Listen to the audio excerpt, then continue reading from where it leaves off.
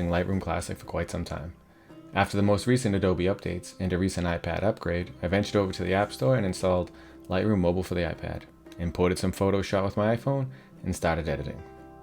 When viewing the photo information in Lightroom, I noticed the copyright metadata was not properly populated. It was easy enough to enter the copyright information via the keyboard, but I didn't want to do this for every photo. That would be time consuming.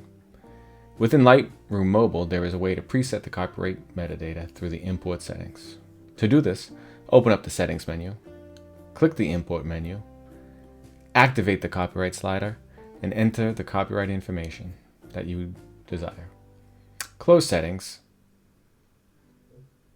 import your photos, and once this is enabled, Lightroom will add the copyright information to each of your imported photos.